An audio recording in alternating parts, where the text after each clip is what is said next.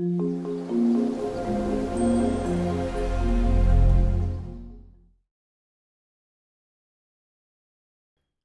continue the location and transportation credit with the focus on the survey. I'll provide you some insight and tips on how to create a good survey. Let's start with the approach or methodology. Teams can use either of two approaches for regular building occupants: conducting a survey of the entire population or surveying a random sample. If we choose to use a sample, we must make sure that the survey responses must meet or exceed these minimum sample sizes on the table on the left. So for 225, the sample size should be 144, and for 4,000, 364. For regular or visitor populations that are not listed in the table, use the sample size for the next highest population. So if your population is 8,200, use the 9,000, and then you get a sample size of 383. Pretty straightforward. Regular building occupants must be asked about their modes of transportation to and from the project building for a complete week, and this can be 5 or 7 day period depending on the usage pattern of the building. And when we take this to the next step, that means that there are 10 trips for a 5-day working week or 14 trips for a 7-day working week. And before we go to the next 10 steps on how to conduct a survey, let's have a look at good practices, or basically avoiding bad practices. Avoid weeks with holidays or other events that may affect the usage patterns of people traveling to the building. This could be city-sponsored bike-to-work weeks, annual sales, or just simply holiday periods. It is also recommended that the project team chooses not to conduct the survey during extreme weather, either hot or cold.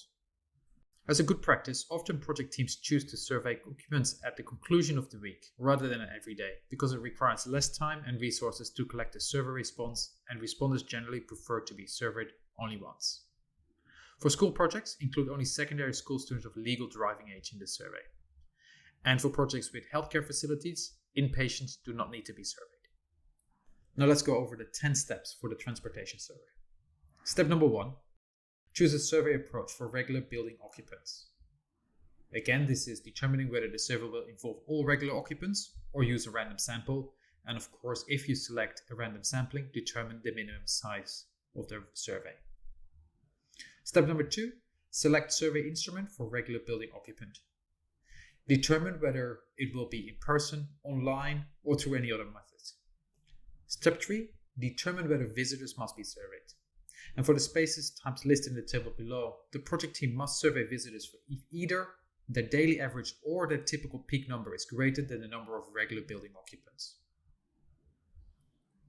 Step number 4, develop the survey for the regular building occupants and the visitors. Both surveys must request information on a variety of transportation modes. In the survey, list all the different transportation modes and do not combine them into one. More specifically, for regular building occupants, collect information on travel during the 5 or 7 consecutive days. Ask each of the respondents to indicate his or her transportation modes to and from for each of the days. Collect information on all trips to and from the building, not just during commuting times. And apply the same survey approach consistently to all regular building occupants who are surveyed. For visitors, slightly different. Be independent from the survey given to regular building occupants. It can be on the same day or on a different day. And collect information on the alternative transportation rate for one typical day of operation. Ask each of the respondents to indicate his or her transportation mode to and from the building. And collect information on all trips, not just during peak visitor times. And ask respondents whether they work in the building or not to avoid any double counting. After the development, it's time to schedule the survey. So choose the time period over which the survey will measure travel and the dates it will be distributed. The survey period must reflect the building's typical occupancy patterns. Step number 6, finalize the logistics for conducting the survey. Determine who will be involved, decide whether incentives will be used, seek approval if needed, and coordinate with security and building staff to avoid confusion. Do not alert survey targets about the nature of the service in advance, as they may alter their behavior as a result of it. Step 7, nice and easy, distribute the survey. And then in step 8, analyze the survey results for the regular occupants. Option 1 does not require any minimum alternative transportation rate, but the survey response rate must be at least 5% for both regular occupants and visitors. Repeat the same for the visitors, so analyze the survey result for the visitors if applicable. and then calculate the overall alternative transportation rate, which I will cover in the next section. Then to conclude, here's some tips for optimizing the survey results. The following strategies can help the project team achieve higher survey response rates and more accurate results.